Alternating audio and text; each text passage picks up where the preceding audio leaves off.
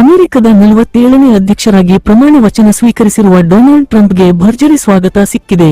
US ಉದ್ಯಮಿ, billionaire Elon Musk ಚುನಾವಣೆಯಲ್ಲಿ ಬಹಿರಂಗವಾಗಿಯೇ ಡೊನಾಲ್ಡ್ ಟ್ರಂಪ್ ಅವರಿಗೆ ಬೆಂಬಲ ನೀಡಿದ್ದರು.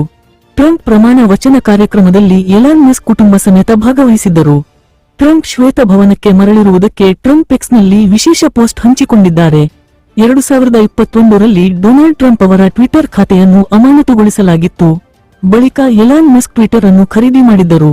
ಈಗ ಅಮೆರಿಕದ ಅಧ್ಯಕ್ಷರಾಗಿ ಟ್ರಂಪ್ ಅವರ POT ಯುನೈಟೆಡ್ ಸ್ಟೇಟ್ಸ್ ಅಧ್ಯಕ್ಷ ಖಾತೆಯನ್ನು ವಾಪಸ್ ನೀಡಲಾಗಿದ್ದು, 2 ಫೋಟೋಗಳನ್ನು ಎಲಾನ್ ಮಸ್ಕ್ ಹಂಚಿಕೊಂಡಿದ್ದಾರೆ. ತಮ್ಮ ಎಕ್ಸ್ ಖಾತೆಯಲ್ಲಿ ಟ್ರಂಪ್ ಅವರ ಖಾತೆಯ ಬಗ್ಗೆ ಮಾಹಿತಿ ಹಂಚಿಕೊಂಡಿದ್ದು, ಅಮೆರಿಕದ ಇತಿಹಾಸದಲ್ಲಿ ಶ್ರೇಷ್ಠ ರಾಜಕೀಯ ಪುನರಾಗಮನಗಳಲ್ಲಿ ಒಂದನ್ನು ಆಚರಿಸುವ ರಿಟರ್ನ್ ಆಫ್ ದ ಕಿಂಗ್ ಎಂಬ ಶೀರ್ಷಿಕೆಯೊಂದಿಗೆ ಪೋಸ್ಟ್ ಹಂಚಿಕೊಂಡಿದ್ದಾರೆ. ಡೊನಾಲ್ಡ್ ಟ್ರಂಪ್ ಅವರ ಟ್ವೀಟ್ಗಳು ಸಾಮಾಜಿಕ ಮಾಧ್ಯಮ ವೇದಿಕೆಯ ನಿಯಮಗಳನ್ನು ಉಲ್ಲಂಘಿಸಿದ ಆರೋಪದ ಬಳಿಕ ಅವರ ಟ್ವಿಟರ್ ಖಾತೆಯನ್ನು ಶಾಶ್ವತವಾಗಿ ಅಮಾನತುಗೊಳಿಸಲಾಗಿತ್ತು. 2021ರ ಯುಎಸ್ ಚುನಾವಣೆಯಲ್ಲಿ ಜೋ ಬಿಡೆನ್ ವಿರುದ್ಧ ಟ್ರಂಪ್ ಸೋತ ಬಳಿಕ ಅವರ ಬೆಂಬಲಿಗರು ಕ್ಯಾಪಿಟಲ್ ಕಟ್ಟಡಕ್ಕೆ ನುಗ್ಗಿದ್ದರು. ಈ ಸಂದರ್ಭದಲ್ಲಿ ಟ್ರಂಪ್ ಅವರ ಟ್ವಿಟರ್ ಖಾತೆಯನ್ನು ಅಮಾನತುಗೊಳಿಸಲಾಗಿತ್ತು. ಟ್ರಂಪ್ ಅವರ ಟ್ವೀಟ್ಗಳು ಹಿಂಸೆಗೆ ಪ್ರಚೋದನೆ ನೀಡುವ ಮೂಲಕ ಸಮಾಜದಲ್ಲಿ ಅಶಾಂತಿಯನ್ನು ಸೃಷ್ಟಿಸುತ್ತವೆ ಎಂದು ಟ್ವಿಟರ್ ಕಾರಣ ನೀಡಿ ಖಾತೆಯನ್ನು ಅಮಾನತು ಮಾಡಿತ್ತು.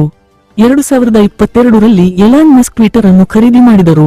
ಬಳಿಕ ಎಲಾನ್ ಮಸ್ಕ್ ಸಾಮಾಜಿಕ ಮಾಧ್ಯಮದಲ್ಲಿ ಟ್ರಂಪ್ ಅವರ ಖಾತೆಯನ್ನು ಮರುಸ್ಥಾಪನೆ ಮಾಡಲು ಆನ್ಲೈನ್ ವೋಟಿಂಗ್ ಮಾಡಿದರು. ಇದರಲ್ಲಿ 51.8% ಜನರು ಪರವಾಗಿ ಮತ್ತು 48.2% ಜನರು ವಿರುದ್ಧವಾಗಿ ಮತ ಚಲಾಯಿಸಿದ ಬಳಿಕ ಟ್ರಂಪ್ ಅವರ ಎಕ್ಸ್ ಖಾತೆಯನ್ನು ಮತ್ತೆ ಸ್ಥಾಪನೆ ಮಾಡಲಾಯಿತು.